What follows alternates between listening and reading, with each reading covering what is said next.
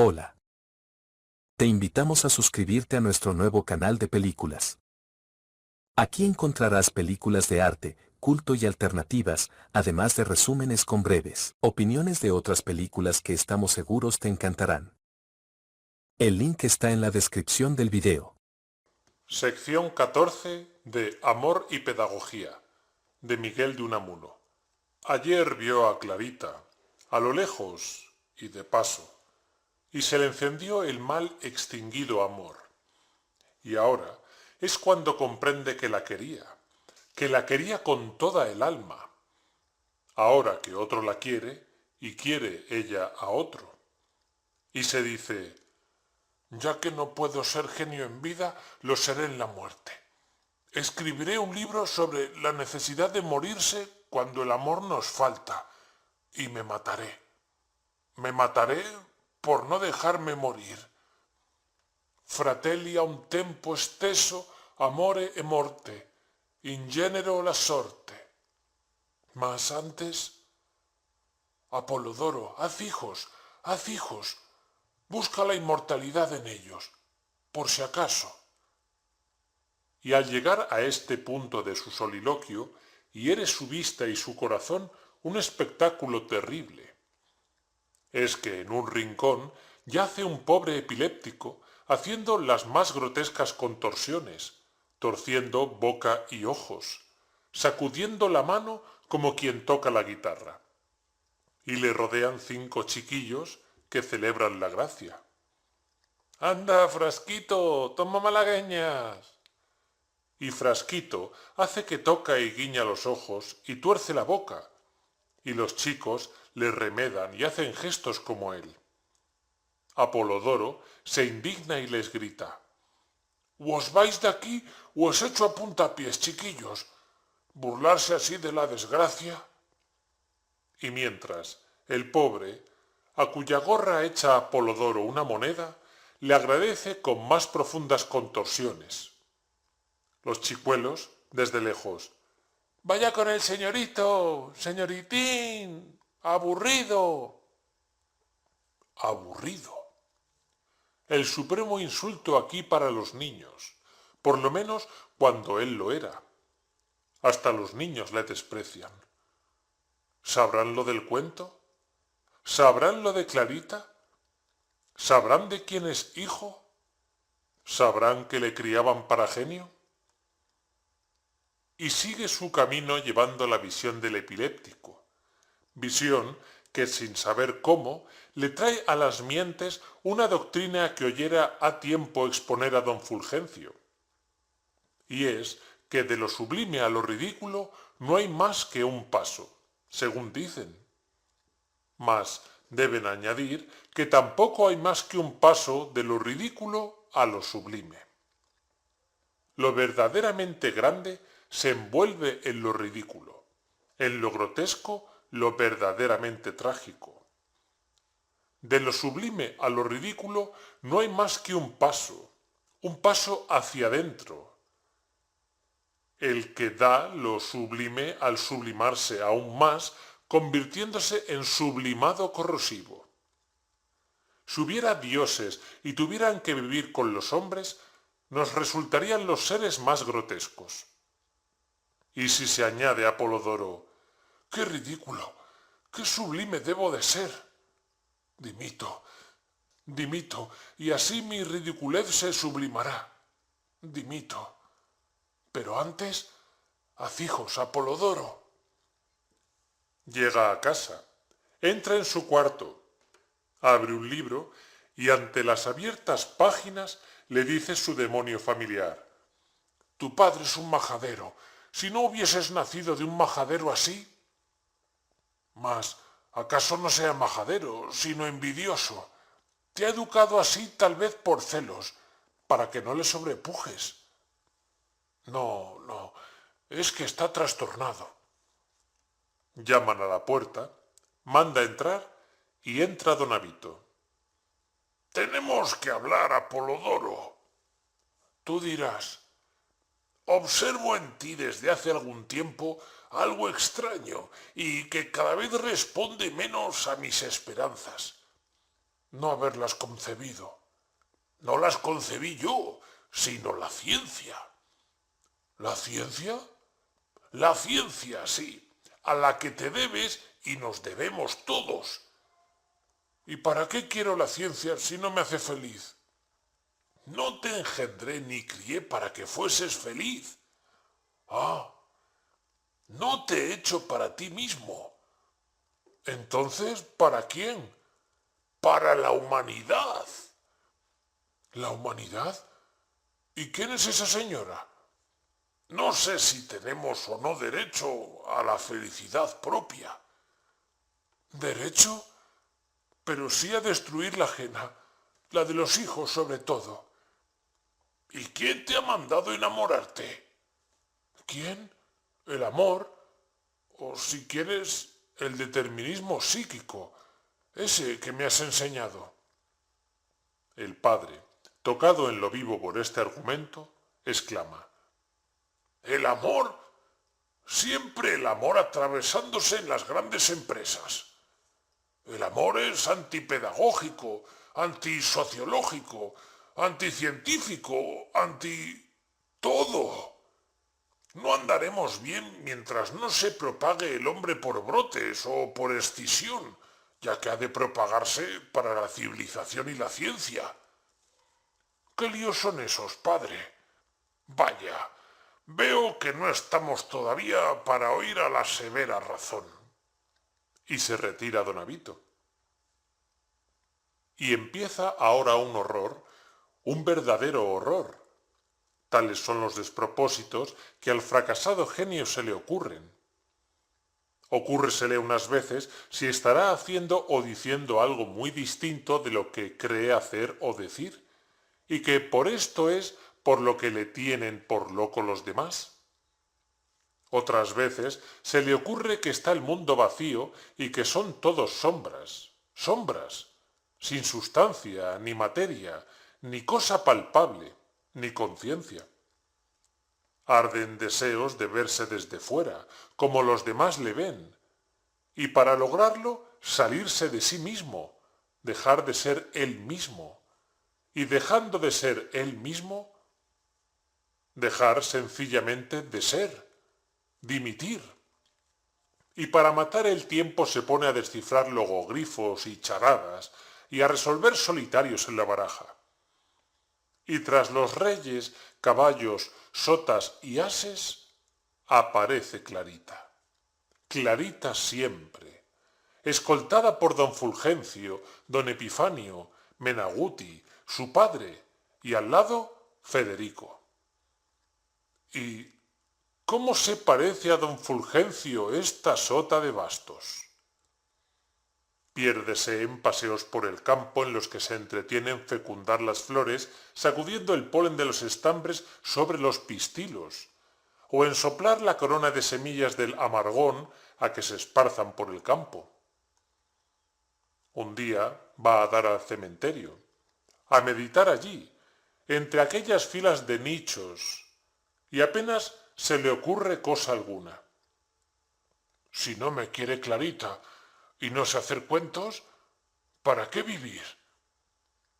La muerte, lo mismo que el amor, le dice: haz hijos.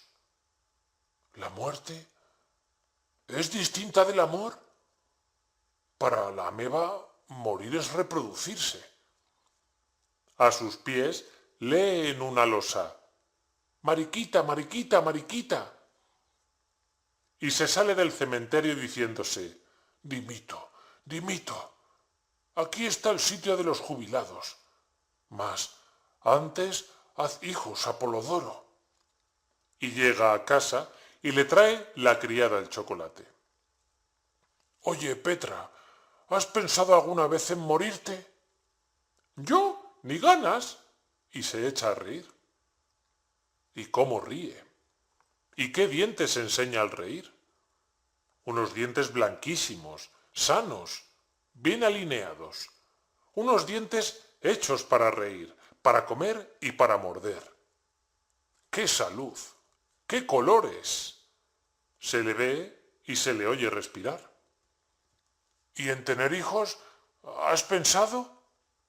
Vaya, vaya, déjese de bromas, señorito. Y se va. Caramba con la moza. Excelente molde. Don Avito medita, entre tanto, en eso del hombroso, del parentesco entre el genio y la locura, y a punto de convencerse del fracaso de su hijo, va a ver a don Antonio el médico y deciden examinar a Apolodoro. Mira, Apolodoro, tú no estás bueno. Tú tienes algún mal interior de que ni tú mismo sospechas, y es menester que el médico te examine. Sí, ya entiendo, y sé lo que crees que tengo, pero es otra cosa. Conozco mi enfermedad. Sí, el amor. No, la pedagogía. Y llega el médico y le examina, y se va diciendo, pues, señor, aquí no veo nada. Y Apolodoro se dice, no sabe qué tengo ni lo sabrá nadie, aunque algo debo de tener, sin duda. Ha de ser un caso patológico interesante, raro. ¿No sobrevive acaso el nombre de Dalton más que por otra cosa, por la enfermedad que padeciera? Erostratismo, puro erostratismo, ansia de inmortalidad. Haz antes hijos, Apolodoro. Pero ¿serviré para el caso? Porque yo estoy malo, muy malo. Yo duro poco. Ni me dará la vida tiempo a dimitir. Me dejará cesante. Estoy muy malo. Y llama. ¿Qué quiere usted, señorito? Nada, Petra. Verte antes de salir, porque difundes tal aire de salud, se exhala tal salubridad de tu vista, que parece me alivia. Vamos, no se burle así. Espera que te toque, a ver si se me pega tu sanidad. Y le pasa la mano por la cara. Estése quieto y dígame qué quiere. Que te vayas. Sí, mejor es que se vaya. Y sale Apolodoro de paseo. Allá va Menaguti. Tengo que volverme y tomar otro camino, porque ¿con qué cara me presento a él? ¿Me habrá visto? Y si me ha visto, caerá en la cuenta de que le evito. Y tuerce y sale a la alameda, y topan sus ojos con Clarita, tan hermosa, y Federico al lado. Enciéndesele la sangre, y les sigue acomodando su paso al lento paso de ellos. Las piernas de Clarita van y vienen a compás, marcando alternativamente sus contornos en la falda, y ondean al vientecillo los rizos de su nuca, al vientecillo que orea el tierno follaje de primavera, el verde plumoncillo de los álamos que despiertan desperezándose del viento.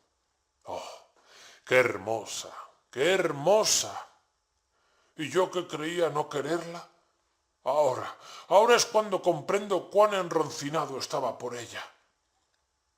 El vientecillo le da de cara, viene de ella, y le trae sus efluvios, su aliento, su perfume, algo de su tibieza. Entreabre la boca para mejor aspirarlo. Algo me tragaré de ella, y en ese algo vendrá toda entera. Y va creciéndole un acceso de amor, como un repentino tumor amoroso del ánimo, y le entran ganas de abalanzarse y de ahogarle a él y de forzar a ella, y de dimitir luego, sí, de dimitir, pero después de haberle hecho un hijo. Yo no estoy bueno, no estoy bueno, así no puedo seguir. A casa, que estoy muy malo. Y sube las escaleras casi en fiebre. Y cuando Petra le abre la puerta, se abalanza a ella y le da un beso. Y la fiebre se le calma. ¿Pero está usted loco, señorito? Y a la noche, en la cama, besa primero a la almohada, con furia, y acaba por morderla, con más furia aún. Vuelve a intentar el padre nueva conferencia y a las pocas frases exclama el hijo, bueno, pero la ciencia me enseña a ser querido. Enseña a querer. No es eso lo que me importa. El amor, herencia fatal. Es un caso de la nutrición después de todo y nada más. Este tropiezo te servirá. Yo también pasé por ahí. ¿Tú? Y abre los ojos como queriendo tragarle con ellos. ¿Tú? ¿Tú? Y se echa a reír como un loco. Yo, sí, yo. Pues ¿qué se te figura, chiquillo? ¿Que solo tú eres capaz de enamorarte? También yo, sí. También yo me enamoré de tu madre. También yo. Y así has salido tú, como engendrado en amor. ¿En amor? ¿Engendrado en amor yo?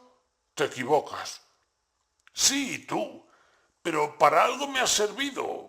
Para algo servirás a la humanidad, porque ahora se pone en claro que no haremos con la pedagogía genios mientras no se elimine el amor. ¿Y por qué no hacer el amor mismo pedagogía, padre? Don Avito se queda un rato suspenso y dice luego, mira, es una idea que no se me había ocurrido, y aunque me parece absurda, puede conducir a algo como ha conducido a Lobachevsky el hacer una geometría partiendo del absurdo de que desde un punto fuera de una recta puede bajarse más de una perpendicular a ella. Mira, dedícate a desarrollar esa idea y tal vez des en la pedagogía metapechatzoliana y en la cuarta dimensión educativa. Ve ahí un campo abierto a tu genialidad. Padre, no se juega así con el corazón. Y vuelven a separarse sin resultado. Va llegando ya al colmo el desaliento nada científico de don Avito, quien da en recordar las más estupendas y peregrinas ocurrencias de aquel funesto de don Fulgencio, el mixtificador que por tanto tiempo le ha tenido preso en sus encantos maléficos.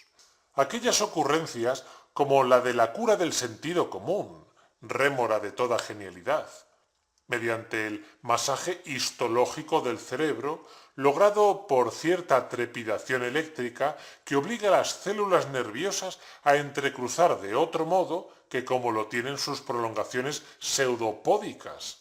La microcirugía psíquica, de donde se deduce la utilidad pedagógica del pescozón en cuanto éste hace vibrar el cerebro y sus 652.112.000 células. O recuerda lo de la cura de la monotonía mental mediante inyecciones de gelatina. Y luego se dice, ¿no será mejor que pretender hacer el genio, hacer primero la madre del genio? Tengo muy abandonada a Rosa, y la pobrecilla no me gusta, no me gusta. Va desmejorando mucho, pero mucho. No sirve meteorizarla. Todo me sale mal, todo me sale mal. Quiero guiar a Polodor por el buen camino, y va y se me enamora. Quiero robustecer físicamente a Rosa, y nada, cada vez más enteca. Esa Marina me la echa a perder con sus mimos. Fin de la sección 14. Sección 15. El pobre Apolodoro, tras días de besar y morder la almohada por las noches, va encalmándose y ya parece no pesarle que Clarita le dejara. Antes bien, se complace, allá, muy en su interior, en tener tal excusa para dimitir la vida, como es su secreto anhelo. Porque, ¿para qué sirve ya, fracasado como cuentista y como novio? Diríase que esta necesidad de morir él ha guiado al destino, al determinismo, a que Clarita le deje. Era menester una motivación. Y se recrea en la infidelidad de su exnovia y en el recuerdo de sus amores, más poéticos ahora que han pasado.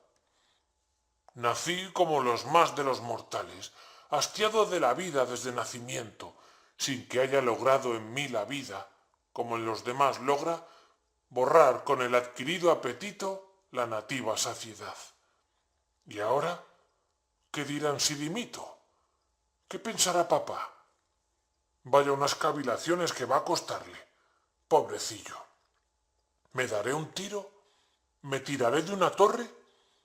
¿Tomaré un veneno? ¿Me ahorcaré? Pero, ¿y mamá? Mamá. ¿Y Rosa? La pobre Rosa, que está tan delicada. ¿No acelerará esto su fin, que está tan próximo? ¿No será mejor diferirlo hasta que ella acabe?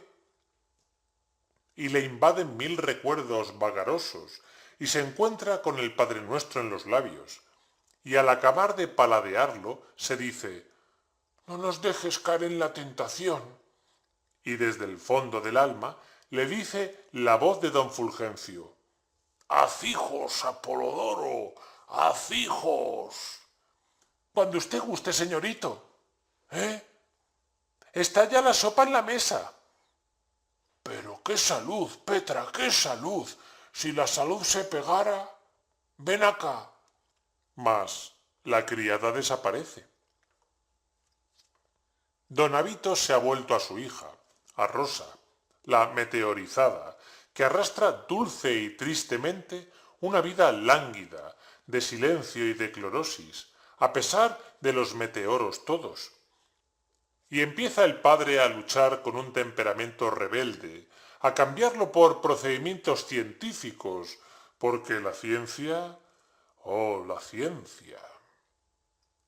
Mas, a pesar de la ciencia, la muchacha decae a galope tendido, y en cama, y esto se va. El padre lucha desesperadamente, pero sereno y tranquilo, recobrada su antigua firmeza y ayudado por don Antonio en la faena, hasta que un día, convencido ya de la impotencia de la ciencia en este caso, ve que la muerte se acerca al lecho de la joven. ¿La muerte? ¿Y qué es la muerte? Un fenómeno fisiológico, la cesación de la vida. ¿Y qué es la vida? El conjunto de las funciones que resisten a la muerte. Un cambio entre las sustancias albuminoideas orgánicas y el exterior, la desoxidación del organismo. Están ante la moribunda, confesada ya, su madre, don Avito y Apolodoro. Marina reza y llora en silencio, en sueños, hacia adentro. Apolodoro piensa en su dimisión y en la inmortalidad. Y don Avito, ante lo irremediable, da una lección. Va a concluir el proceso vital. El cianógeno o biógeno, que dicen otros, pierde su explosividad estallando y se convierte en albúmina muerta. ¿Qué íntimos procesos bioquímicos se verifican aquí? Rosa parece querer coger algo con las manos casi esqueléticas. Revuelve la vista sin mirar y entreabre la boca para estertorar. La verdad es que no recuerdo bien la explicación fisiológica de esto del estertor. La moribunda calla. Le toma el pulso a su padre. Acerca un espejo a su boca por si se empaña. ¿No tiene aún la ciencia medios eficaces para averiguar con exactitud cuándo un individuo ha muerto? Marina se levanta, corta un rizo de la cabellera de la muerta, le besa, se arrodilla y oculta la cara entre las manos. Apolodoro va también a besarla, y su padre le detiene. ¡Cuidado! Hay que saber dominarse. Y el hijo, diciéndose, ¡qué guapa está! No parece que sufre. Va a un rincón y oculta también la cara entre las manos. Y el padre prosigue. Aunque el individuo haya muerto como tal, continúa la sustancia viviendo. Si ahora le aplicáramos una corriente galvánica, se movería. No se han coagulado aún los albuminoideos. No están las células reducidas a su mayor concentración. No ha llegado la rigidez cadavérica. La concentración es la muerte, la expansión la vida. Fíjate en esto, Apolodoro, y no te concentres, expansiónate. ¿Qué es eso? ¿Lloras? Sí, por ti, padre. ¿Por mí? Pues no lo entiendo. Y aun rígido el cadáver, ¿seguirán las cejas vibrátiles conservando su actividad normal y seguirán viviendo los glóbulos blancos o leucocitos, estas células amiboideas? No hay un momento preciso en que la vida cese para empezar la muerte. La muerte se desenvuelve de la vida. Es lo que llaman los fisiólogos la necrobriosis, la muerte de la vida de ese don Fulgencio. ¡Haz hijos! Oye Apolodoro al oír este nombre. La muerte tiene su vida, digámoslo así, sus procesos histolíticos y metamorfóticos. Y al oír suspirar a Marina, añade, es natural. ¿Cuánto le queda por hacer a la ciencia hasta dominar nuestros instintos? Y se sale del cuarto. Marina levanta la cabeza y como quien despierta de una pesadilla, con ojos despavoridos, exclama, Luis, Luis, Luis. Y Apolodoro va a sus brazos y se estrechan y se mantienen en silencio, estrechados, llorando. Rosa, Rosa, mi sol, mi vida, mi Luis, Luis, Luis, Luis, mi Luis, Luis, Rosa, mi Rosa, qué mundo, Virgen Santísima, qué mundo, Luis, Luis, Luis. Papá, cállate, Apolodoro, Luis, Luis, mi Luis, Luis, cállate, Rosa, mi Rosa, Rosa, Rosa. Pero, mamá, yo quiero morirme, Luis. ¿No quieres tú morirte? Apolodoro mira a la muerta y tiembla al oír estas palabras. Cálmate, mamá. Calla, no hables alto, que la despiertas. ¿Ves cómo duerme? Los dos callan y parecen oír a lo lejos que del espacio invisible bajan estas palabras del silencio. Duerme, niña chiquita, que viene el coco, a llevarse a las niñas que duermen poco. Y la voz silenciosa se aleja cantando. Duerme, duerme mi niña, duerme enseguida. Duerme que con tu madre duerme la vida. Duerme, niña chiquita, que viene el coco. Mamá, calla, que viene él, Apolodoro. No, no viene, no viene, no. Mírala, qué guapa, Luis, mi Luis, mírala. Rosa, mi Rosa, Rosa, Rosa de mi vida. ¡Ay, Clarita! Murmura Apolodoro. Cierran los ojos a la muerta y salen. Y ahora, después de esta muerte, parece que le grita con más fuerza a Apolodoro su instinto. ¡Hazte inmortal! Es una ansia loca, ansia que se exaspera un día en que ve a Clarita y ya no puede contenerse. Y he aquí que a las pocas noches es, a oscuras, un «Calla, calla, Clarita, Clarita, Clarita», previa promesa, claro está, para que Petra cediera. Cuando a los pocos días se entera Apolodoro de lo que ha hecho, éntrale una enorme vergüenza y asco y desprecio de sí mismo, y acaba en un «Dimito, ahora sí que dimito, pobre Petra».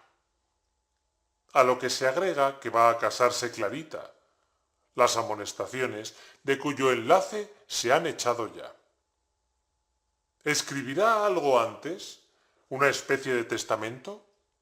No. Un acto solemne, serio, sin frases ni posturas, pero original. que no se rían de él después de muerto. Se recoge y medita. A descansar, al eterno asueto. Soy un miserable. He cometido una infamia. Todos se burlan de mí. No sirvo para nada. Todo ha querido convertírmelo en sustancia sin dejar nada al accidente. Hasta cuando me dejaban por mi propia cuenta era por sistema. Ahora sabré a dónde vamos. Cuanto antes mejor. Aunque solo fuese por curiosidad, por amor a saber, era cosa de hacerlo. Así se sale antes de dudas respecto al problema pavoroso. ¿Y si no hay nada? Llaman a la puerta. ¡Adelante! Por Dios, señorito, no se olvide. No tenga cuidado, Petra, todo se arreglará. Vete ahora, déjame. Soy un miserable. He cometido una infamia. Adiós, mi madre, mi fantasma. Te dejo en el mundo de las sombras, me voy al de los bultos. Quedas entre apariencias, en el seno de la única realidad perpetua dormiré. Adiós, Clara, mi oscura, mi dulce desencanto. Pudiste redimir de la pedagogía a un hombre, hacer un hombre de candidato a genio. Que hagas hombres de carne y hueso, que con el compañero de tu vida los hagas, en amor y no en pedagogía. El genio, el genio.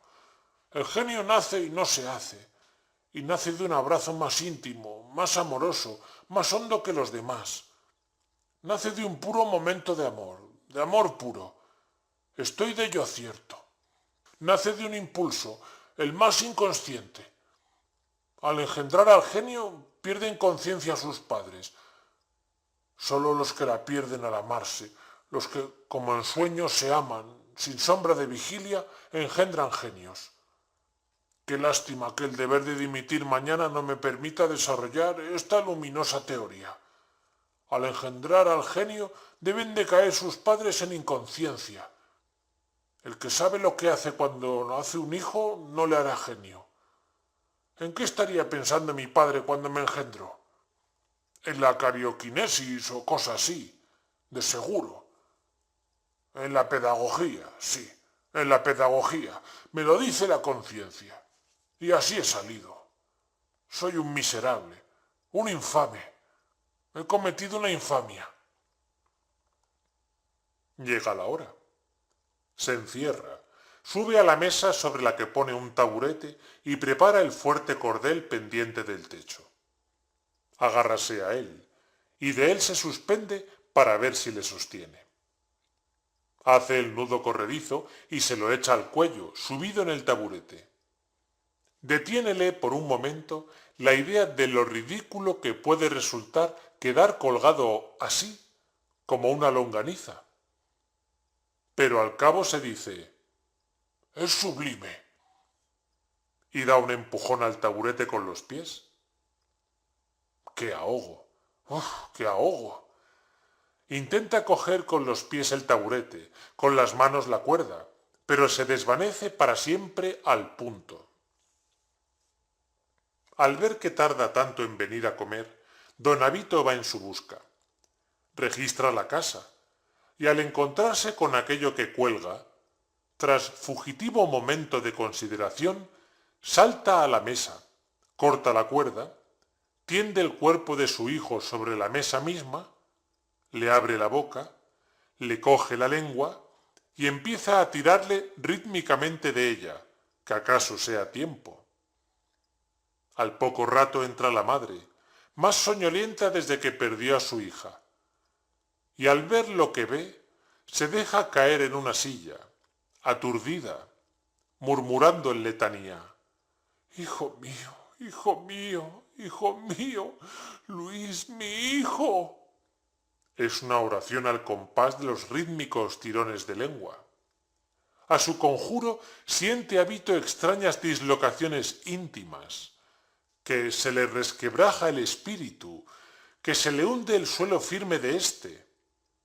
Se ve en el vacío.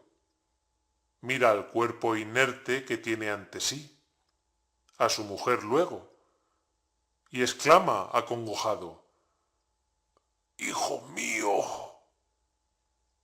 Al oírlo se levanta la materia, y yéndose a la forma, le coge de la cabeza, se la aprieta entre las manos convulsas, le besa en la ya ardorosa frente y le grita desde el corazón: «¡Hijo mío! ¡Madre!». Gimió desde sus honduras insondables el pobre pedagogo y cayó desfallecidos en brazos de la mujer. El amor había vencido. Fin de la sección 15. Sección 16. Epílogo. Parte A. Mi primer propósito al ponerme a escribir esta novela fue publicarla por mi cuenta y riesgo, como hice, y por cierto con buen éxito con mi otra. Pero necesidades ineludibles y consideraciones de cierta clase me obligaron a cederla, mediante estipendio, claro está, a un editor. El editor se propone publicar, a lo que parece, una serie de obras editadas con cierta uniformidad, y para ello le conviene que llegue cada una de ellas a cierta cantidad de contenido, porque todo, incluso las obras literarias, debe estar sujeto a peso, número y medida. Ya yo, por mi parte, previendo que la obra resultara demasiado breve para los propósitos del editor, la hinché mediante el prólogo que la precede, y con tal objeto se lo puse. Mas ni aun así parece que he llegado a la medida. Hace 6 días remití el manuscrito a mi buen amigo Santiago Valentí Camp, y he aquí que hoy, 6 de febrero, recibo carta fechada en Barcelona a 4 de febrero de 1902, en que este amigo, bajo el membrete Ateneo Barcelonés, particular, me dice lo que sigue. Acabo de hacer entrega del original al señor Henrich, y por tanto queda ya casi terminada mi gestión en este asunto. Digo casi, porque después de haber estudiado detenidamente con el señor Henrich y el jefe de la sección de cajas las proporciones del libro y el número de cuartillas que tiene el original, resulta que aun haciendo uso de todos los recursos imaginables, no alcanza más que 200 páginas. Usted dirá cómo se resuelve el conflicto. A mí se me ocurren 2 medios para arreglarlo. A seguida me expone mi amigo los 2 medios que se le ocurren para resolver el conflicto, uno de los cuales es alargar el prólogo y añadir 2 capítulos a la novela, aunque vea esto el inconveniente que yo también se lo veo, de que quitaría espontaneidad y frescura a la obra de arte, pues así la llama mi amigo. Opto por añadirle un epílogo, con lo cual se consigue además que tenga mi libro la tan acreditada división tripartita constante de prólogo, logo y epílogo.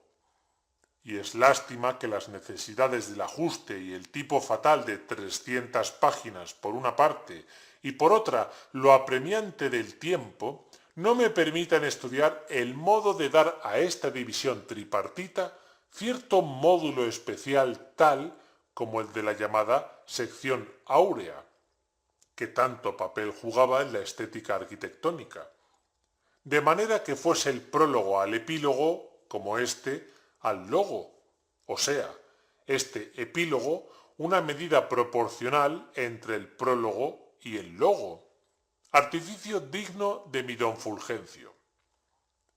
De todos modos, creo que es un epílogo lo que, resolviéndonos el conflicto, puede menos quitar espontaneidad y frescura a la obra de arte.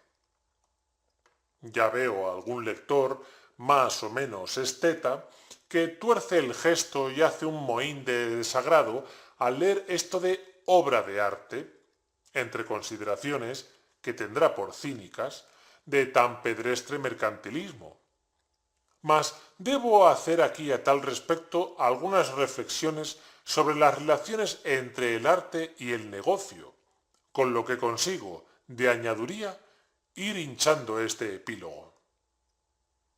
Me tienen ya hartos los oídos de todo eso de la santidad del arte y de que la literatura no llegará a ser lo que debe mientras siga siendo una profesión de ganapán, un modo de ganarse la vida. Tiéndese con tal doctrina a hacer de la literatura un trabajo distinto de los demás y a presentar la actividad del poeta como algo radicalmente distinto de la actividad del carpintero, del labrador, del albañil o del sastre.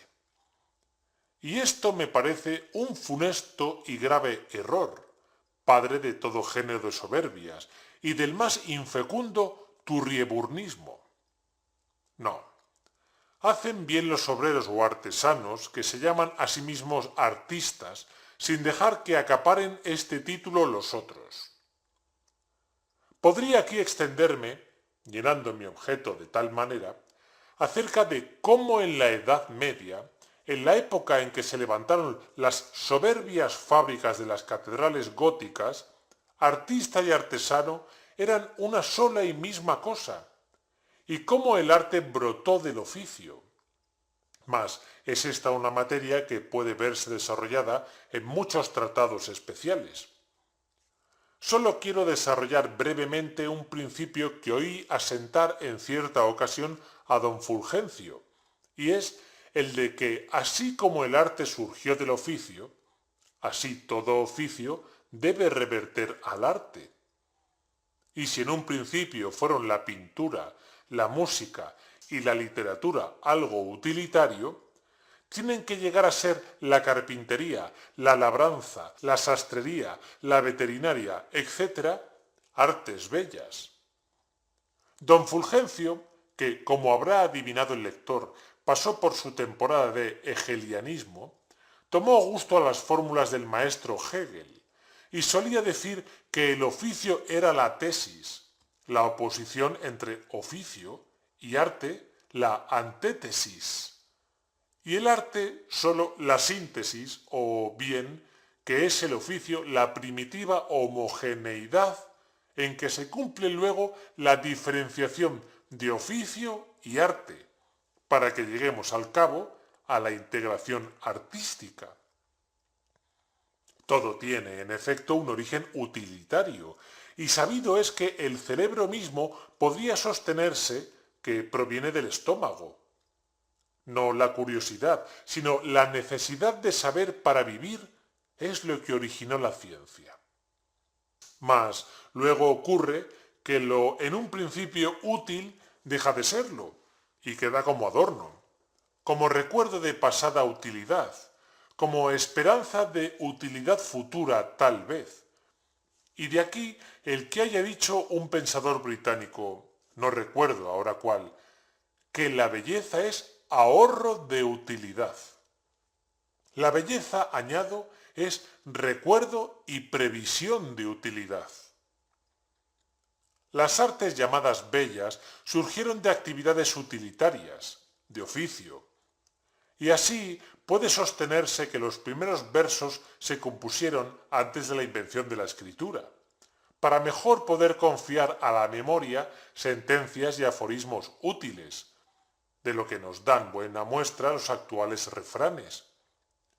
Y así diremos que composiciones poéticas como esta, el que quiera andar siempre muy bueno y sano, la ropa de invierno lleve en verano. O la de hasta el 40 de mayo nunca te quites el sayo. O la de los en sin excepción del género neutro son. Son poemas fósiles o primitivos. Más tarde fueron diferenciándose el arte llamado bello o inútil, si se quiere, y el oficio. Y hoy hemos venido a tan menguados tiempos que los artistas por antonomasia, los que se dedican al oficio de producir belleza, pretenden pertenecer a otra casta y sostienen con toda impertinencia que su actividad no debe regularse como las demás actividades y que su obra no es cotizable ni se le puede ni debe fijar precio como a una mesa, a un chaleco o a un chorizo. Es de creer, sin embargo, que esto lo hagan para cobrar más, pues da grima haber expuesto en un escaparate un mamarracho pictórico y al pie 500 pesetas. Esto es como aquello de que el sacerdote vive del altar, y luego de hacernos ver que el santo sacrificio tiene un precio infinito, leemos este anuncio. Los señores sacerdotes que quieran celebrar misas en la parroquia de San Benito recibirán estipendio de 3, 4, 5 o 6 pesetas según la hora. Sin hacer, pues, caso alguno, que no se lo merecen, a los sacerdotes del arte que sostienen que el poeta, el músico y el pintor no deben vivir de su arte sino para él, yo creo que debemos trabajar todos para que llegue el día en que nadie viva de su oficio sino para él, y en que comprendan todos que el armar una mesa, el cortar un traje, el levantar una pared o el barrer una calle puede, debe y tiene que llegar a ser una verdadera obra de arte por la que no se reciba estipendio, aunque la sociedad mantenga al carpintero, sastre y barrendero. Ya Ruskin inició en Inglaterra una nobilísima campaña para infundir arte en los oficios, pero lo que hace falta no es precisamente esa infusión, sino la fusión de ambos, del arte y la industria. Libros hay escritos sobre las artes industriales, nombre que impugnan otros proponiendo se les dé el de industrias artísticas. Sean una u otra cosa, artes industriales o industrias artísticas, el hecho es que se va a la fusión de ambos términos. Y para llegar a tal fusión, antes estorba que favorece esa arrogante pretensión de literatos, pintores, músicos y danzantes de que se les coloque en campo aparte y no se les confunda con los demás obreros. Sólo cuando todas participen de la misma ruda suerte, sólo cuando unos y otros estén sujetos al yugo del capital y se sientan de verdad hermanos en esclavitud económica, sólo cuando el poeta comprenda que no tiene más remedio que hacer sonetos como su compañero hace cestas o zapatos, sólo entonces podrán trabajar todos juntos por la emancipación común y elevar a arte todo oficio, absolutamente todo. Es ineficaz el que el arte abra los brazos al oficio desde los espacios cerúleos, diciéndole «sube a mí». Es menester que baje al infierno en que éste hoy arde y se consuma y arda con él, a fuego lento, se fundan en la común miseria, y luego, llevado de sus ansias de elevación y de libertad, suba a los cielos llevándose al oficio con él. Y así, y sólo así, podrá llegar día en que sea el trabajo espontáneo derrame de energía vital, actividad verdaderamente libre, actividad productora de belleza. Así y sólo así llegará a ser la vida misma obra de arte y el arte obra de vida, según las fórmulas de que tanto gusta don Fulgencio.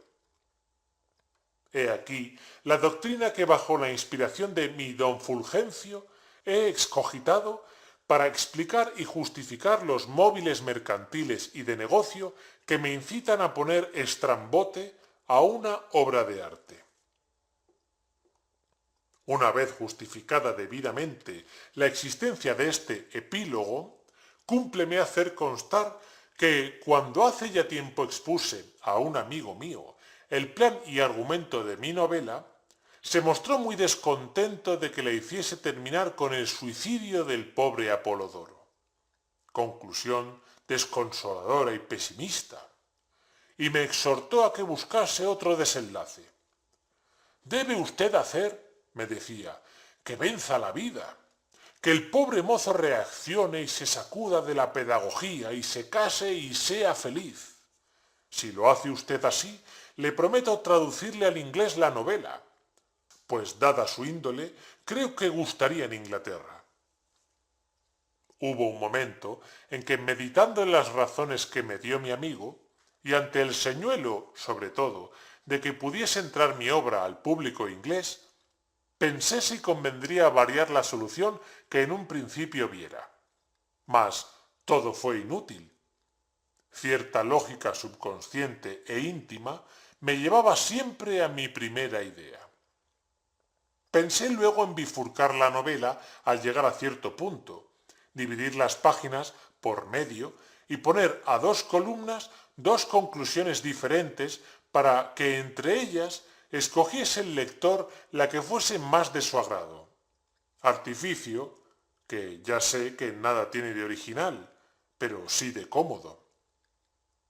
Esto de bifurcar la novela no sería un disparate tan grande como a primera vista parece, porque si bien es cierto que la historia no se produce más que de un modo, y que cuanto sucede, sucede como sucede, sin que pueda suceder de otra manera, el arte no está obligado a respetar el determinismo. Es más, creo que el fin principal del arte es emanciparnos, siquiera sea ilusoriamente, de semejante determinismo, sacudirnos de lado. No lo de ilógico, sino otros y más graves eran los inconvenientes que a tal solución veía. Y en cuanto a cambiar de desenlace, no me era posible. No soy yo quien ha dado vida a Don Avito, a Marina, a Apolodoro, sino son ellos los que han prendido vida en mí después de haber andado errantes por los limbos de la inexistencia. Lo que acaso desee saber el lector es qué efecto produjo a don Fulgencio, a Federico, a Clarita, a Menaguti, el fin trágico de Apolodoro, y qué hicieron luego de quedar sin hijos la materia y la forma. Respecto a esto de llamar forma y materia a don Avito y a Marina, quiero, antes de pasar adelante, mostrar un precedente y protestar ante todo de que se me acuse de plagio en ello. Es el caso que estoy leyendo a Molière. 3 o 4 días después de terminada mi novela y de haber remitido su manuscrito a Barcelona, me encontré con estos 4 versos que dice Filaminta en la escena primera del acto 4 de Les Femmes Savantes. Je lui montrerai bien au lui de qui le veut. Les droits de la raison soutmènent tous les vœux, et qui tout revêtement ou sa mère au super, ou l'esprit ou le corps, le forme ou la matière. Por donde se ve que ya la filaminta molieresca había comparado los dos términos del matrimonio, o sea, marido y mujer, a la materia y la forma, solo que invirtiendo la relación de mi don Avito, ya que éste considera forma al marido y a la mujer materia, y Filaminta se tiene por forma y a Crisalo, su marido, le tiene por materia. Mas esta discrepancia procede de que en la comedia de Molière es la mujer la sabia, y en mi novela el sabio es el hombre. Por donde se ve que la materialidad y la formalidad de un matrimonio no la dan la virilidad y la feminidad, sino la sabiduría de una de ambas partes. Pero debemos dejar, oh paciente lector, estos tiquismiquis metafísicos, atendiéndonos en punto a metafísica a lo que enseñaba aquel sargento de artillería que hegelianizaba sin saberlo, como Mr. Jourdain, recuérdese que estoy leyendo a Molière, hablaba en prosa sin saberlo, el cual sargento decía a unos soldados: ¿sabéis cómo se hace un cañón? ¿No? Pues para hacer un cañón se coge un agujero cilíndrico, se le recubre de hierro y ya está hecho. Y como al hueco del cañón se le llama alma, bien pudo decir: se coge un alma, se le pone cuerpo y hete el cañón. Tal es el procedimiento metafísico que es, como el lector habrá adivinado, el empleado por mí para construir los personajes de mi novela. He cogido sus huecos, los he recubierto de dichos y hechos, y hete a don Avito, don Fulgencio, Marina, Apolodoro y demás.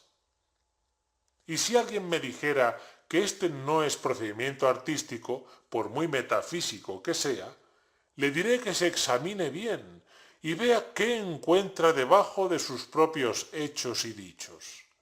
Y si debajo del hierro de nuestra carne no nos encontramos con un hueco o agujero más o menos cilíndrico. Y volviendo a lo de antes, diré que también yo me he preocupado, luego de recibida la carta de mi amigo Valentí Camp, en averiguar qué pensaron y dijeron de la muerte de Apolodoro, don Fulgencio, don Epifanio, Menaguti, Federico y Clarita.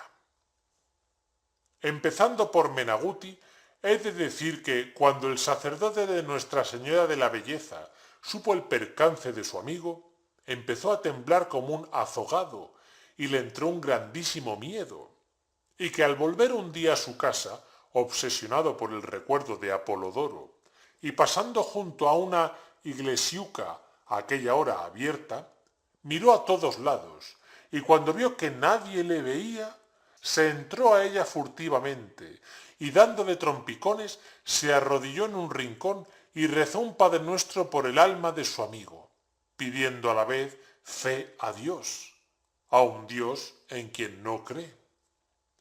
Ahora se encuentra el pobre en el último periodo de la consunción, hecho un esqueleto y escupiendo los pulmones, y empeñado en matar a Dios, a ese mismo Dios a quien iba a pedir furtivamente fe y que le haga que crea en él.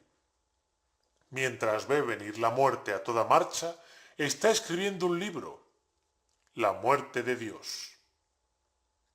De Clarita hemos averiguado que cuando Federico, su marido, le llevó la noticia del suicidio de su antiguo novio, exclamó: «¡Pobre Apolodoro! Siempre me pareció algo...». Y luego se dijo para sí misma: «Hice bien dejarle por porque si llegamos a casarnos y se le ocurre hacer esto...». Federico se dijo: «Ha hecho bien para lo que servía». Dio un beso a su mujer y quiso ponerse a pensar en otra cosa, pero estamos seguros de que la imagen del difunto ha de presentársele más de una vez, y que recordará a menudo la conversación que tuvieron en la alameda del río, cuando iba flotando en las aguas aquel cadáver. Don Epifanio parece ser que murmuró entre dientes: «Pero ese Apolo, ¿quién lo hubiera creído?». Y aquella noche se estuvieron él y su mujer cuchicheando más que de costumbre antes de entregarse al sueño. También les remuerde la conciencia, porque todas las personas que figuran en mi verídico relato tienen su más o su menos de conciencia capaz de remordimientos. En cuanto al insoldable don Fulgencio, ¿quién es capaz de contar el torbellino de ideas que la catástrofe de su discípulo le habrá causado? Nos consta que está meditando seriamente en si el verdadero momento metadramático no es el de la muerte. Y ahora, al recordar la última entrevista que con Apolodoro tuvo, la del herostratismo, siente don Fulgencio escalofríos del alma al cruzarle la idea de si fue él quien, sin quererlo, le empujó a tan fatal resolución. Mas su dolor efectivo, real y doloroso, va cuajando en ideas y proyecta estudiar el suicidio a la luz de la muerte de la vida, y el derecho de la muerte de la vida y el deber de muerte. Mas a quien le ha producido el efecto más hondo y más rudo la muerte violenta de nuestro Apolodoro ha sido a Petra, la criada, a su Petrilla. Esto es para que se vea que la mayor rudeza de inteligencia y de carácter puede ir unida a la mayor profundidad y ternura de sentimientos. Esa pobre muchacha víctima de las teorías de don Fulgencio, obrando sobre los instintos de Apolodoro sobreexcitados, a la vista de la muerte próxima, pues veía claro que tenía que matarse, esa pobre chica tuvo la desgracia de enamorarse a posteriori de su señorito, del padre del fruto que ahora lleva en las entrañas. Se ve sola y desamparada, viuda y madre, y en momentos de desesperación medita recursos extremos y funestísimos. Fin de la sección 16. Sección 17. Epílogo. Parte B. Aunque la congoja ahoga al infeliz Avito y a su mujer, hanse redimido uno y otro en el común dolor. Carrascal se ha dormido y Marina ha despertado, a tal punto que ha logrado la pobre materia que se arrodille junto a ella la forma y rece a dúo, elevando su corazón a Dios. Y ahora es cuando empieza a hablar algo de su niñez, de aquella niñez que parecía haber olvidado. Mas, a pesar de tal congoja, no han dejado de advertir el luto de la criada y sus extremos de dolor. Y esto, descubriéndoles ciertos indicios que dormían en sus memorias y avivándolos al asociarlos en torno a este extraño dolor de la pobre Petrilla, les ha hecho vislumbrar la triste y dolorosa realidad que tal luto encubre. Y llega un día en que llama don Avito a su criada y la interroga, y viene la penosa confesión, y la pobre muchacha se anega en llanto, y el pobre hombre, al sentirse abuelo, la consuela con dulzura. No hagas eso, Petrilla, no hagas caso ni te acongojes por eso, que desde hoy serás nuestra hija y te quedarás con nosotros.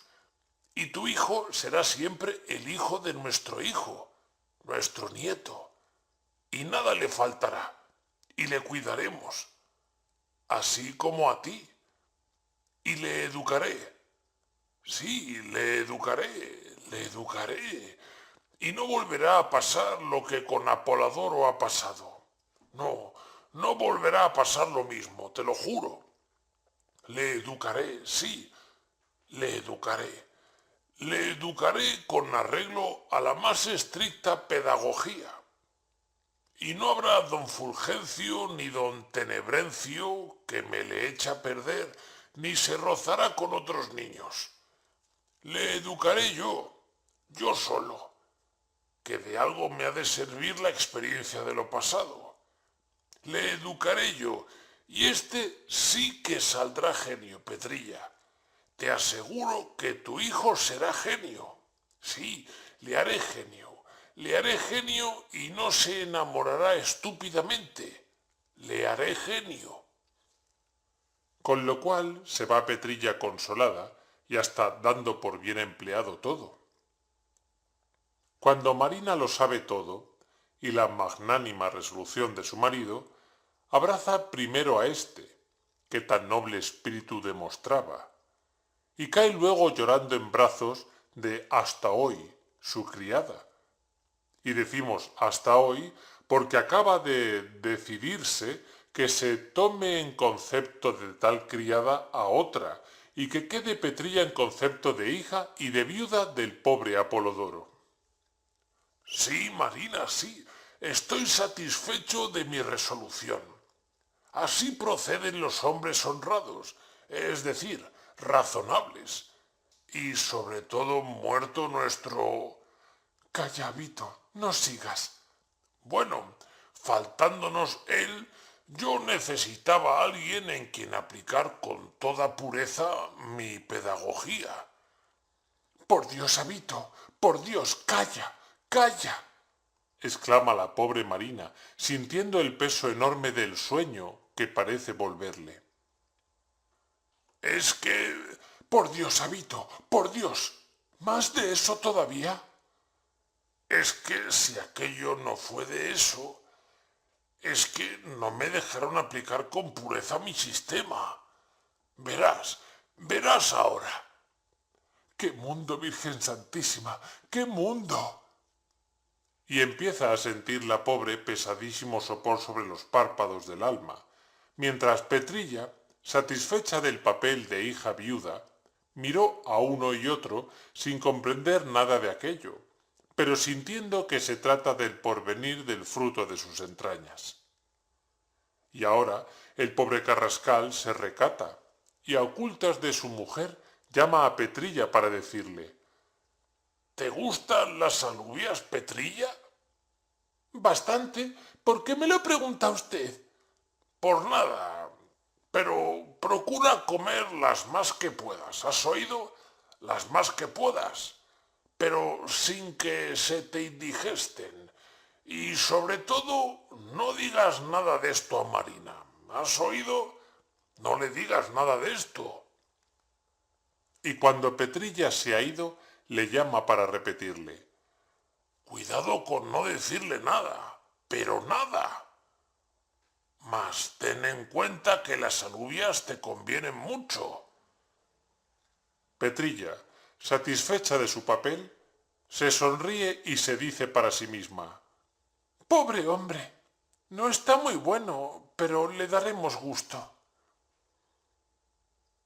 Así, a la vez que alargo este epílogo, dejo colgada esta historia para poder añadirle una segunda parte, si es que la primera gusta y encuentra buena acogida. Aquí queda en suspenso este epílogo en espera de la contestación que obtenga una carta que he dirigido hoy mismo a Barcelona preguntando de cuántas cuartillas consta el manuscrito, prólogo y logo. Pues sabiendo que son 272 las páginas que el editor quiere llenar, que lo ya remitido no hace más que 219, y que falta, por lo tanto, original para 53 páginas, tengo ya trazada la proporción para hallar el número X de cuartillas de que este epílogo debe constar, llamando n al número de las que constituyen el manuscrito que obra en manos del editor. La proporción es 219 a 53 a 281n por x, de donde x es igual a 281 por 53 dividido entre 219, igual a 67 cuartillas. Y no sigo porque me parece que ya estoy abusando. Y a propósito, paseando esta tarde, como de costumbre, con un amigo mío médico y publicista, le he leído este epílogo, cuya historia conoce, y al punto, por una naturalísima asociación de ideas, le ha venido a las mientes el soneto aquel famosísimo de Lope de Vega que empieza: un soneto me manda hacer Violante, yo en mi vida me he visto en tal aprieto. Cuando concluya este epílogo, en vista de lo que me contesten, le pondré como remate o contera el tercer verso del segundo terceto del soneto.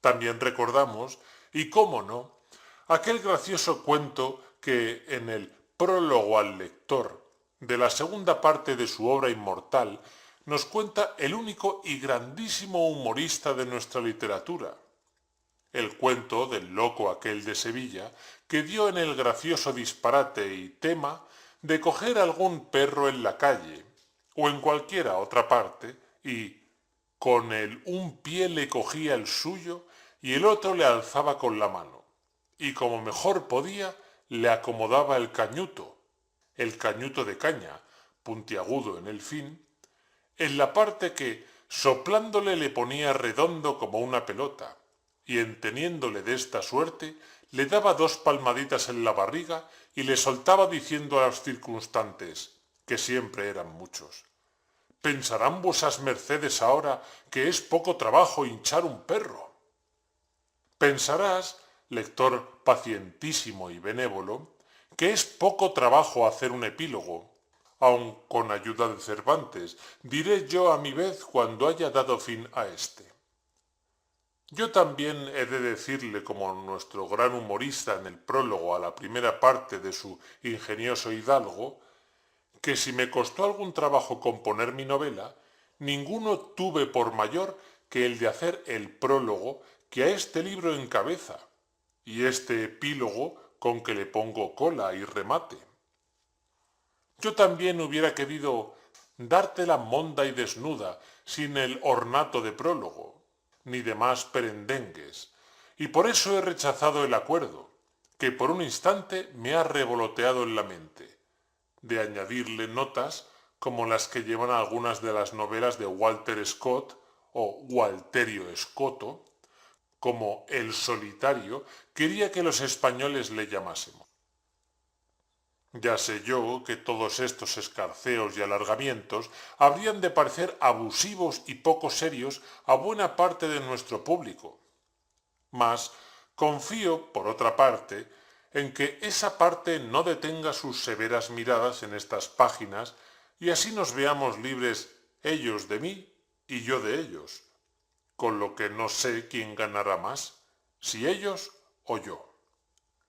No lo puedo remediar, pero a lo que mi natural más naturalmente me tira es a cierto conversar sin liga ni encadenamiento, a un palique al modo de las odas pindáricas u horacianas, en que sin plan general ni serial vayan enredándose las ideas, por los rabillos de la asociación lógica que en los tratados de psicología se estudia como las cerezas se enredan.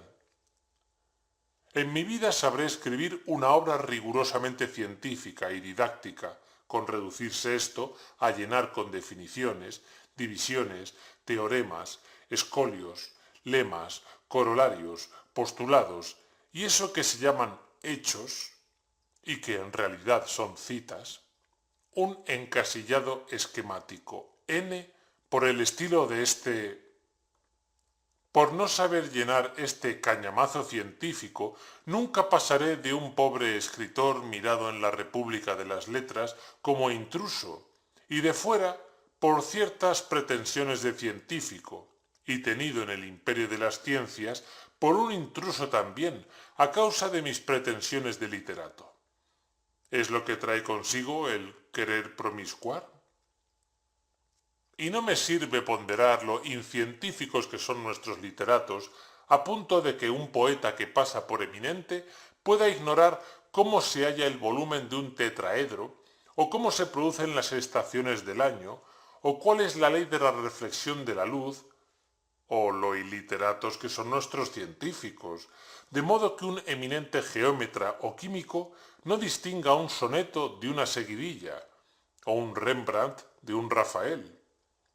No me sirve ponderar esto, ni aun yendo al fondo del mal, ni me sirve repetir que debemos tirar a sentir la ciencia y a comprender el arte, a hacer ciencia del arte y arte de la ciencia, y sacar a relucir el ya tan resobado y socorrido caso de Goethe, el poeta egregio del Fausto y del Germán y Dorotea, y de las elegías romanas, que parió una teoría científica de los colores y de la metamorfosis de los pétalos de las flores, y descubrió el hueso intermaxilar en el hombre.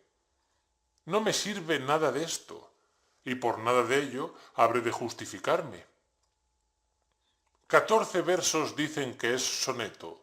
Burla burlando van los 3 delante. Yo pensé que no hallara consonante. Pero sí, consonantes no han de faltarme, y en el último caso acudiré a los asonantes, o aun al verso libre. Pues si hay verso libre o blanco, como otros le llaman blank verse, ¿por qué no ha de haber también prosa libre o blanca? ¿A título de qué hemos de uncirnos al ominoso yugo de la lógica, que con el tiempo y el espacio son los 3 peores tiranos de nuestro espíritu?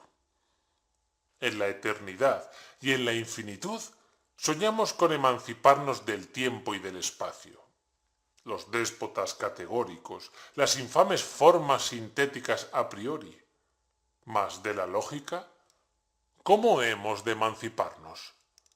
¿Significa ni puede significar la libertad otra cosa que la emancipación de la lógica, que es nuestra más triste servidumbre?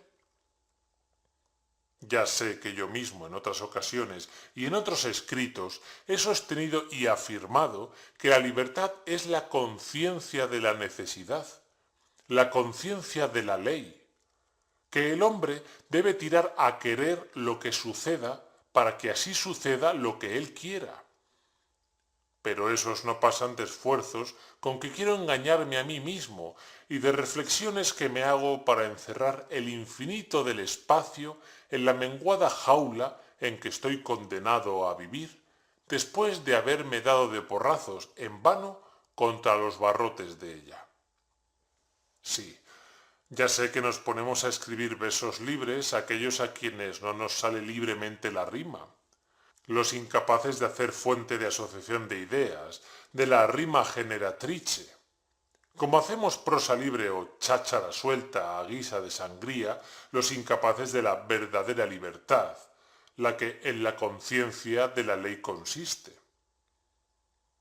A este propósito, recuerdo lo que no hace aún 3 días leí en La Critique de l'École des Femmes de Molière, comedia en un acto estrenada en 1663, comedia en que Dorante dice que la gran regla de todas las reglas es agradar.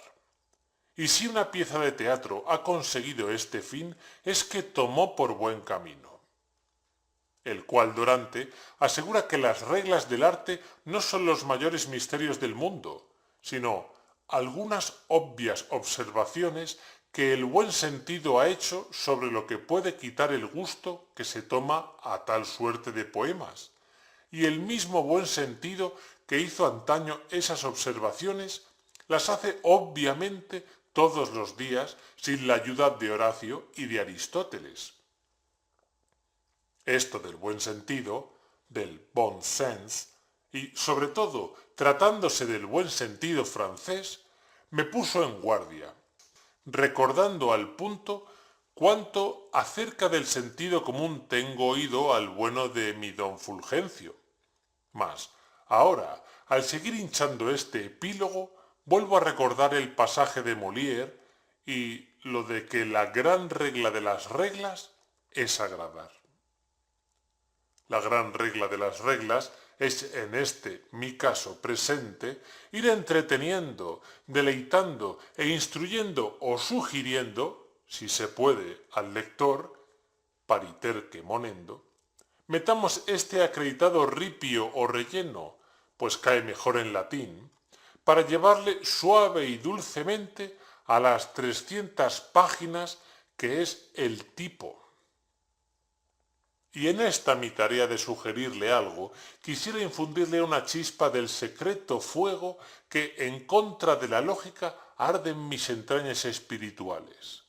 O avivar más bien ese fuego que en él, como en todo hombre hecho y derecho, también arde, aunque sea bajo cenizas.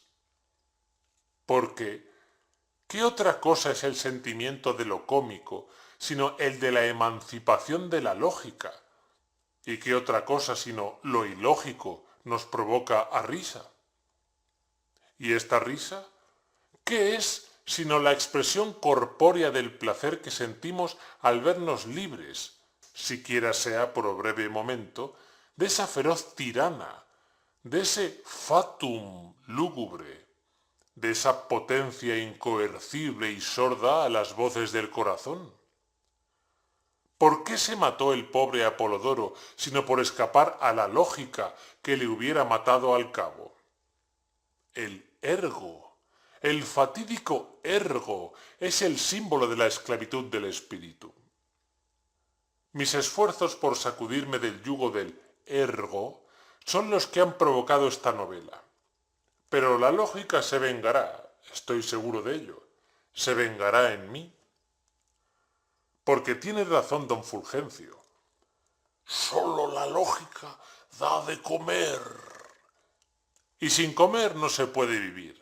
Y sin vivir no puede aspirarse a ser libre. Ergo. hele aquí. Hele aquí después de esta especie de sorites al ergo vengador. ¿Y qué más que un ergo fatídico me lleva a ir hinchando con mi cañuto de caña? Pues de veras escribo con cañutos de caña a guisa de portaplumas, por la cual puedo decir con razón lo de calamocurrente. Este ergótico epílogo, ¿es que no tiene acaso el tal epílogo su lógica? Una lógica, seamos desnudamente sinceros, una lógica que me da de comer. Y siendo lo cómico una infracción a la lógica y la lógica nuestra tirana, la divinidad terrible que nos esclaviza, ¿no es lo cómico un aleteo de libertad, un esfuerzo de emancipación del espíritu? El esclavo se ríe. El esclavo se ríe cuando otro esclavo, tras momentáneo acto de rebelión, recibe sobre sus escuálidos lomos los latigazos de la tirana. El esclavo se ríe y vuelve al plato, a comer de lo que la lógica le da. Nos volvemos al plato todos, porque sólo la lógica da de comer. Pero es que no hay algo grande, algo sublime, algo sobrehumano en esta rebelión del pobre esclavo. Es que en las entrañas de lo cómico, de lo grotesco, ¿no sangra y llora la sublimidad humana? Pobre corazón que te ríes para no llorar, pobre corazón que te burlas para no compadecer, porque el compadecer te destroza y te aniquila. Coged a Aristófanes, el gran cómico, al que no hubo bufonada que le arredrara, y ved cómo hace hablar en su comedia Las ranas a Esquilo, el gran trágico. Desgraciados de nosotros, si no sabemos rebelarlos alguna vez contra la tirana. Nos tratará sin compasión, sin miramiento, sin piedad alguna. Nos cargará de brutal trabajo y nos dará mezquina pitanza. En cambio, si alguna vez le enseñamos los puños y los dientes y nos revolvemos contra ella, haremos reír a los demás esclavos, cuando la verga salpique de sangre nuestros lomos con sus golpes. Pero la tirana nos mirará con otros ojos y nos llamará luego aparte a su retirada alcoba y allí nos mostrará la lógica, sus secretos encantos y nos regalará con sus caricias. Y seremos por algunos instantes no ya sus esclavos, sino sus dueños. Y allí lloraremos en sus brazos lágrimas de redención, lágrimas de las que purifican y aclaran la vista, lágrimas de las que desahogan el vaso del corazón rebosante de amarguras.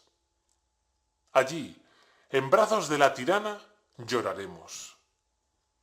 Bienaventurados los que se ríen, porque ellos llorarán algún día. Y los que no se ríen, esos no podrán llorar, y las lágrimas se les quedarán en el corazón, envenenándoselo. Ved, si no, que los hombres graves, los que sólo por fuera y en la máscara se ríen, languidecen en soberbia y en envidia, y avanzan fatigosamente uncidos al yugo infame del sentido común, cobarde ministril y capataz de la tirana lógica. Aquí alza otra vez la voz maese Pedro y me dice: llaneza, muchacho, no te encumbres, que toda afectación es mala. Capítulo 26 de la parte 2 de El ingenioso hidalgo Don Quijote de la Mancha. Y me parece la voz de maese Pedro, del pícaro Galeote y desagradecido Ginés de Pasamonte, la voz del sentido común, de este ginesillo de Parapilla que acaba en robar rucios a los Sancho Panzas. Tiene razón maese Pedro, a quien bien a mi pesar sirvo de criado. No debo meterme en dibujos, sino hacer lo que Don Quijote me manda, que será lo más acertado, siguiendo mi canto llano y sin meterme en contrapuntos que se suelen quebrar de sotiles. Y lo que Don Quijote me manda es que no me encumbre, sino que siga mi epílogo en línea recta sin meterme en las curvas o transversales, que para sacar una verdad en limpio, menester son muchas pruebas y repruebas.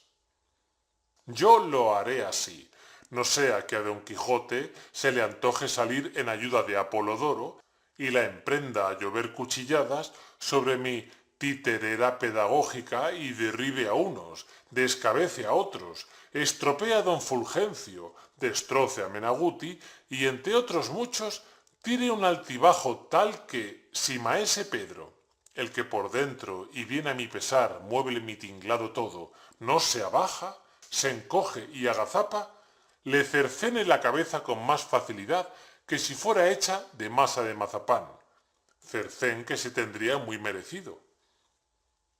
Y de nada sirve que maese Pedro dé voces a don Quijote diciéndole que se detenga y advierta que éstos no son sino figurillas de pasta y que me destruye y echa a perder parte de mi hacienda. Pues no dejará por eso don Quijote de menudear cuchilladas, mandobles, tajos y reveses como llovidos, que el tal don Quijote es hombre grave, si los hay, y de los que toman las burlas en veras, por lo cual no sabe tomar las veras en burlas, ni se tiene noticia de que haya reído nunca por dentro, aunque haya dado que reír a todo el mundo. Pues tal es la miserable condición humana, que no queda otra salida que o reírse o dar que reír, como no tome uno la de reírse y dar que reír a la vez, riéndose de lo que da que reír y dando que reír de lo que se ríe, según la fórmula que me enseñó en cierta ocasión al pie del simia sapiens mi don Fulgencio. ¿Y hay a propósito nada más cómico que don Quijote? ¿No luchó desesperadamente contra la lógica de la realidad que nos manda que sean los molinos de viento lo que en el mundo de la realidad son y no lo que en el mundo de nuestra fantasía se nos antoja que sean? ¿Y cuándo le volvió la lógica a don Quijote, sino cuando la muerte le amagaba y rondaba en torno suyo? Se le rebeló contra la lógica el esclavo Alonso el Bueno, y la lógica le llevó a su apartado retiro y le enseñó sus secretos y le regaló con sus caricias, porque no se ve a la lógica y a la lógica desnuda y sumisa y entregada, y no vestida y tiránica y reservada en las aventuras todas de nuestro inmortal ingenioso hidalgo. Yo lancé hace algún tiempo el grito de «¡Muera Don Quijote!». Y este grito halló alguna resonancia y quise explicarlo diciendo que quería decir «¡Viva Alonso el Bueno!». Esto es, que grité «¡Muera el rebelde!», queriendo decir «¡Viva el esclavo!». Pero ahora me arrepiento de ello y declaro no haber comprendido ni sentido entonces bien a Don Quijote, ni haber tenido en cuenta que cuando éste muere es que tocan a muerto por Alonso el Bueno. Hasta aquí llegaba ayer, habiendo llenado 41 cuartillas de epílogo, cuando recibo hoy, 7 de febrero, carta de que hacen falta otras tantas, es decir, que apenas he llegado a la mitad de este epílogo. Dejé ayer a prevención concluso el sentido al final de la cuartilla 18, después de hablar del efecto que la muerte de Apolodoro produjo al insoldable don Fulgencio, y antes de ocuparme en él, que a Petrilla produjo esa misma muerte, y lo dejé así, con el objeto de poder intercalar entre las cuartillas 18 y 19 cuantas fueran menester. Y ahora, con objeto de poder cubrir ese hueco que a prevención dejé, voy a ver a don Fulgencio en busca de lo que acerca del efecto que el suicidio de su discípulo le produjera. Vengo de ver a don Fulgencio, el cual no ha querido hablarme de los efectos en su espíritu de la violenta muerte de Apolodoro. Apenas le hablé de ello, se me mostró muy afectado y dolorido, y me dijo «Pasemos a otra cosa». y al exponerle los motivos lógicos que me impelían a interrogarle sobre tan doloroso punto, me ha contestado diciéndome que la cosa se arreglaba muy bien publicando a seguida de mi relato y epílogo un trabajo cualquiera de él o mío, cosa muy dentro de las costumbres y usos literarios. Y tirando del cajón, sacó de él un manuscrito que me entregó diciéndome: «Ahí tiene usted una obra de mi juventud, un pequeño diálogo titulado El calamar, que escribí poco después de haber rechazado un duelo que se me propuso. Si no bastara, publique usted algo suyo. Vamos a ver, ¿por qué no lo hace con aquello de el liberalismo es pecado, que en cierta ocasión me leyó?»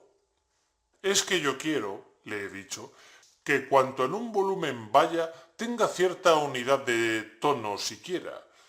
En el chorizo se mete carne de vaca con la de cerdo, pero no sardinas ni ciruelas». «Unidad de tono, unidad de tono. Siempre salen ustedes con esas tonadillas de antaño que en realidad no hay quien las entienda derechas. Y dígame, amigo Unamuno, ¿qué unidad de tono le encuentra usted al mundo? Y aunque una obra de arte necesite unidad de tono, el libro como obra de arte, el libro, entiéndame bien, el libro, no su contenido, es obra de arte tipográfico y no literario, y su unidad ha de ser unidad de papel, de tipos, de caja, de impresión. Por lo demás, encuentro justificadísimo lo de sus editores.